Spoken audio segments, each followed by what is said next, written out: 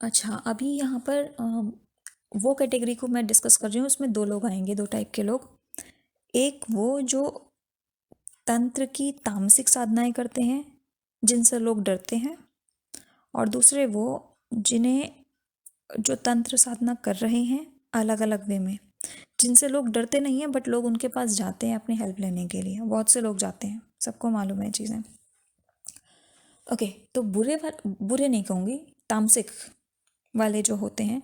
बुरे क्यों नहीं कहूँगी, बुरे तब होते हैं अगर वो एक्चुअल में प्रोसेस ही ऐसे हैं कि क्योंकि शव साधना और अम, जो 5 मकार बोले जाते हैं, मध्य मैथुन मांस, ये सब चीज़ें उनको कंज्यूम करते हैं वो, जो कि तामसिक चीज़ें बोली जाती हैं। और ऑब्वियसली और कई उसके अंदर होते हैं जो कि किलिंग एंड ऑल में भी इन्वॉल्व होते हैं।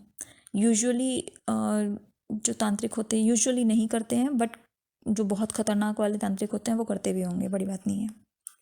ठीक है, तो एक तो वो कैटेगरी होती है, वो हैं जिसकी वजह से तंत्र से लोग डरने लगे। ठीक है, अभी आते हैं दूसरे तरह के लोग जो कॉमनली आप देखते हैं आसपास, आपको आराम से मिल जाते हैं, जो पता नहीं होता बट वो तंत्र साधनाएं कर रहे होते हैं। क्या होता है, इस सृष्टि के अंदर सिर्फ इंसान नहीं है, इस सृष्टि के अंदर बहुत सी अलग अलग तरह की शक्तियाँ एग्जिस्ट करती हैं, जिनमें से सिर्फ देवी देवता ही नहीं हैं जिनको हम जानते हैं, जिनको हम पूजते हैं। जैसे कई लोग काली माँ की पूजा करते हैं, काली माँ की सात्विक रूप में भी पूजा की जाती है और तामसिक रूप में भी पूजा की जाती है। जो तामसिक रूप में करते हैं उनके बारे में मैं बता चुकी हूँ कि किस तरीके से करते हैं, और डिटेल में मैं नहीं जाना चाह रही हूँ उसमें। जो सात्विक रूप में करते हैं बहुत शुद्धता के रूप में करते हैं, उसमें कोई प्रॉब्लम नहीं होती है। लेकिन इसके अलावा बहुत से लोग होते हैं जो जो should I speak about it, जो डार्क एनर्जीज होती हैं, जो मैं नाम नहीं लूँगी क्योंकि नाम लूँगी तो फिर लोग सर्च करने लग जाएंगे उस पर। आप खुद समझ लीजिए, जिनको मालूम है उनके लिए सफिशिएंट है, जिनको नहीं मालूम है इसमें जानने की ज़रूरत नहीं है। ठीक है, it's not a, I would not suggest ever to dig much into it, क्योंकि ठीक नहीं है चीज़ें। तो जो सिंपल वर्ड में मैं बोल रही हूँ, डार्क एनर्जीज़, जो डार्क एनर्जीज़ हैं वो उनकी साधनाएं करते हैं। अब क्या होता है कि इंसानों का ये एक प्रोसेस होता है कि आप किसी शक्ति की, चाहे वो आसुरी शक्ति हो चाहे वो देवी शक्ति हो, उसकी साधना करेंगे तो उस शक्ति को आपके सामने आना होगा, और आपको वो जिस तरीके की एनर्जी पोजेस करती है उसके हिसाब से आपको कोई वरदान दे सकती है। ठीक है, अब क्या होता है कि देवताओं की पूजा इसी तरीके से लोग, आपने बहुत कहानियाँ सुनी होंगी रामानंद सागर के, बहुत सारे आप भगवान के जो हमने सीरियल्स देखे हैं कि देवी देवताओं की पूजा किया करते थे, साधना किया करते थे, भगवान अवतरित, भगवान उनके सामने आते थे, दर्शन देते थे और उन्हें वरदान देते थे। क्या होता है देवी देवताओं को प्रसन्न करने में टाइम लगता है, क्योंकि वो सात्विक एनर्जीज हैं, और सात्विक एनर्जी तक पहुंचने के लिए, उन्हें प्रसन्न करने के लिए अपनी खुद की एनर्जी को उतने लेवल पे लेके जाना पड़ता है, जो कि जो लोग कमज़ोर होते हैं, जो लोग अपने मन को शुद्ध नहीं रख पाते हैं, उन लोगों के लिए मुश्किल होता है। पर उनके मन में इस दुनिया की इच्छाएं हैं, उन्हें पैसा चाहिए, उन्हें इस संसार की सुख सुविधाएं चाहिए, जो भी होने चाहिए, जिसके चलते वो जो आसुरी शक्तियां हैं उनकी साधनाएं करते हैं। अब क्या होता है, वो साधना तो कर लेते हैं, उनको वो आसुरी शक्तियाँ वरदान भी दे देती हैं जो उन्हें चाहिए, बट आसुरी शक्तियाँ, क्या होता है, आसुरी शक्तियाँ बहुत ईजिली वो हो जाती हैं, आसानी से मिल जाती हैं। ठीक है, देवताओं की पूजा अगर साधना में लेट से 1 साल लगेगा तो इनकी साधना में 1 दिन लगेगा। मैं कंपैरिजन में बता रही हूँ, ठीक है, मैं नहीं जानती कि कितना टाइम लगेगा, बट कंपैरिजन में। तो क्या होता है, क्योंकि उन्हें जल्दी चाहिए होती चीज़ें, तो वो आसुरी शक्तियों की साधना करते हैं, उनको सिद्ध कर लेते हैं और उनसे फिर वरदान मांगते हैं।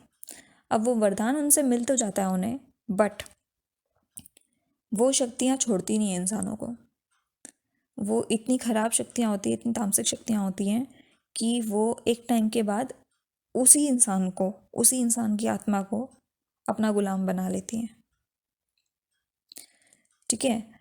अब डिपेंडिंग ऑन कि वो साधक कितना स्ट्रांग है कितना नहीं है, वो उसी जन्म में उसको गुलाम बना रही है या उसके मरने के बाद बना रही है। आपने गीता में पढ़ा होगा कि कृष्ण बोलते हैं, जो जिसे पूछता है, जो जिसे भजता है, वो उसी के धाम को प्राप्त होता है मरने के बाद। तो जो मुझे भजता है वो मेरे धाम को प्राप्त होता है, जो पितरों को भजता है वो पितरों को प्राप्त होता है, जो भूतों को भजता है वो भूतों के लोक में ही जाता है मरने के बाद। तो आप इससे समझ पा रहे होंगे कि क्या होता है उन लोगों के साथ। तो इसलिए उन लोगों को, कई लोगों को पता ही नहीं होता है कि उन लोगों के साथ आगे जाकर क्या होगा। तो जो लोग तंत्र की इस तरह की बुरी साधनाएं करते हैं, और क्या होता है, ये शक्तियाँ उनको और बुरे पे बुरा बनाना शुरू कर देती हैं, क्योंकि उनके अपने एजेंडाज होते हैं इस दुनिया के अंदर। तो वो अपनी आपको वो जो आपको चाहिए वो तो दे देती हैं, लेकिन आप आपके थ्रू इस दुनिया में अपनी जगह बनानी शुरू कर देती हैं। ठीक है। सो ये चीज़ें होती हैं। ये तंत्र का नेगेटिव हिस्सा है जो आजकल लोगों को पता ही नहीं है। जिन जिन लोगों के पास वो जाते हैं, वो उसने किस किस कौन सी शक्ति को साध रखा है, कौन सी शक्ति के ज़रिए आपकी इच्छा पूर्ति कर रहा है। तो किसी के पास जाने से पहले, if at all somebody goes, क्योंकि आजकल बहुत नॉर्मल सी चीज़ हो गई है, मैंने बहुत लोगों को देखा है ये छुप के करते हैं बट करते हैं, पहले जान लें कि आप जा किसके पास रहे हैं। अगर वो सात्विक इंसान नहीं है, शुद्ध नहीं है मन से, पवित्र नहीं है मन से, मत जाइए। इससे बेटर है खुद मंदिर में जाइए। आप 10 दिन मंदिर जाएंगे लगातार, आपको खुद मिलनी शुरू हो जाएंगी वो चीज़ें, बजाय कि ऐसी जगह जगह पे फालतू की जगहों पे भटकने के। और हो सकता है जो अभी लिसनर्स हैं वो उनमें से ऐसा कोई ना हो, बट अगर आपके सामने कोई अगर ऐसा आता है तो प्लीज़ उसे नॉलेज दीजिए कि ये गलत जगहों पे ना जाएं। इन्हें पता नहीं है कि ये शक्तियाँ उनका क्या बुरा करती हैं आगे जाकर। देवी देवताओं की पूजा कीजिए। जो देवी, हमें सबको पता है सात्विक देवी देवता कौन है। भगवान की पूजा कीजिए, मंदिरों में जाइए। मंदिर बहुत शुद्ध शक्ति के साथ बनाए जाते हैं, और कुछ ऐसे मंदिर भी हैं, जाने दीजिए उन्हें, छोड़िए।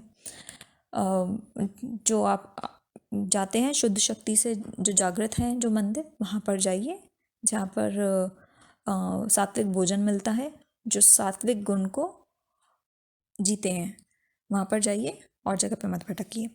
एनीवे, कमिंग बैक टू तंत्र, दिस इज, ये है तंत्र। This okay, this is one another second part of तंत्र। एक पहला बताया मंदिर, दूसरा बताया कि इस तंत्र की साधनाएं किस तरीके से लोग करते हैं। ठीक है। अभी थर्ड पार्ट मैं बताऊंगी, जिससे जो कि है रिलेटेड कुंडलिनी से। ठीक है, हो सकता है उसके बीच में एक दो वीडियोस आएँ, बट ओके, एक लाइन में बता देती हूँ अभी।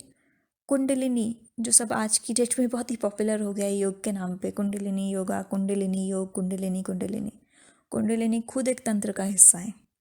कुंडलिनी तांत्रिक क्रिया है। ठीक है। अब कुंडलिनी के ऊपर कितना मैस बना रखा है लोगों ने, उसके बारे में मैं बात करूँगी।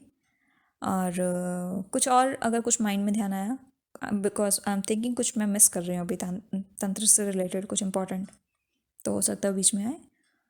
और ठीक है, फिर हम मिलते हैं। ठीक, थैंक यू।